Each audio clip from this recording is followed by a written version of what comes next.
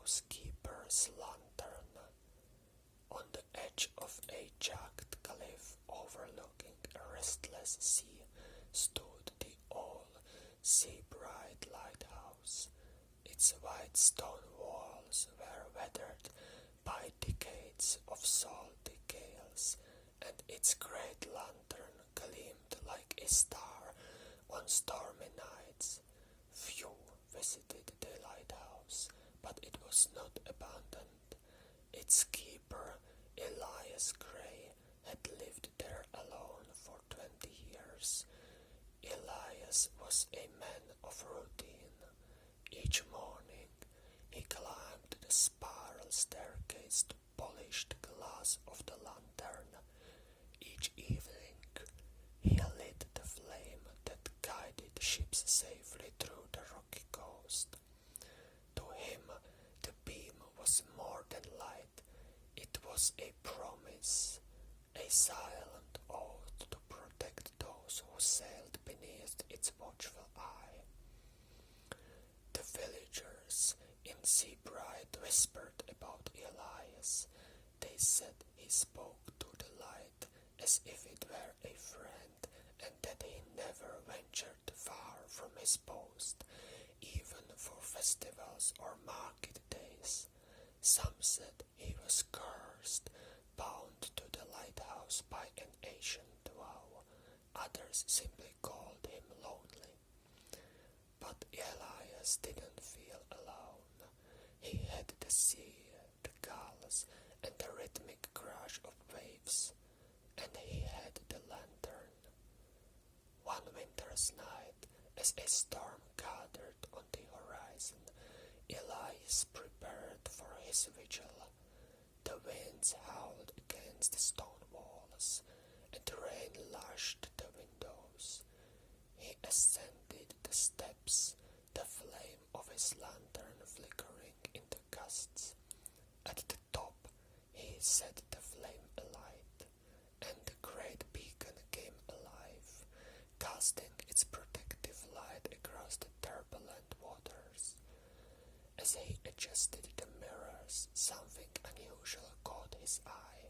Far out at sea, barely visible in the storm's chaos, was a faint flickering light. Elias frowned. It wasn't the steady beam of a ship's lamp, nor the chaotic sparks of lightning. It seemed deliberate, as if calling out. The keeper hurried to his telescope, adjusting its focus until the core source came into view.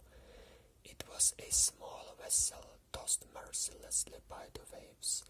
Its lone lantern swayed, signaling an SOS. Elias's heart quickened. The ship was dangerously close to the reef. If it didn't change course, it would be dashed to pieces within minutes. He turned back to the lantern, cranking the mechanism to wind in its beam. The light intensified, slicing through the storm like a sword.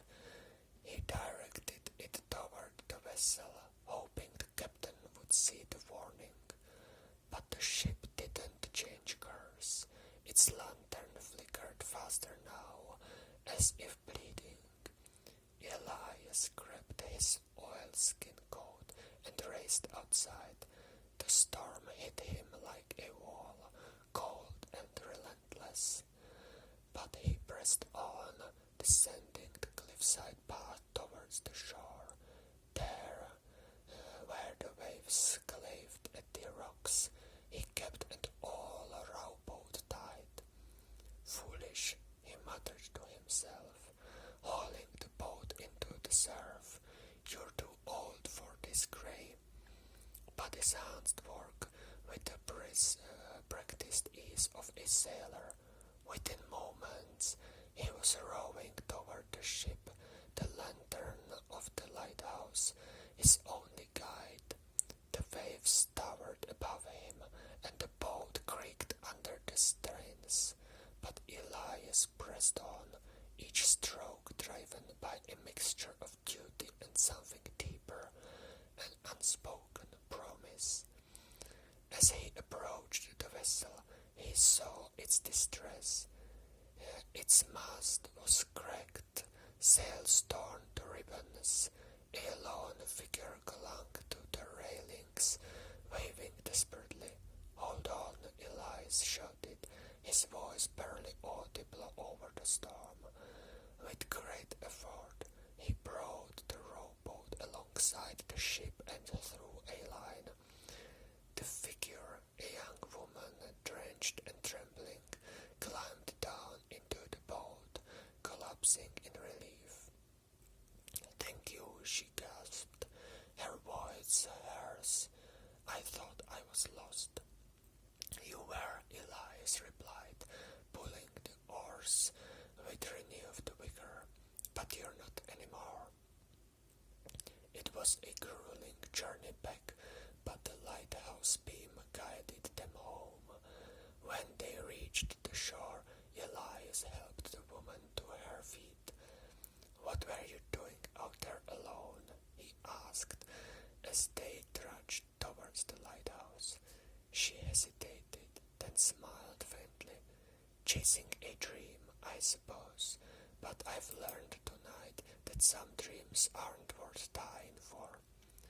Elias chuckled, the sound warm despite the chill. "A hard lesson, but one worth learning."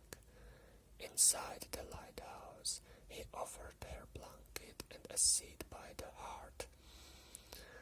As she warmed herself, Elias glanced at the lantern above, its steady beam cutting through the night. For years he had thought of himself as a solitary man, bound only to his duty, but that night, as the storm raged and the lighthouse stood firm, he realized that even the loneliest lights could guide someone home, and sometimes that was enough. Thank you all for listening. Have a nice day. Bye.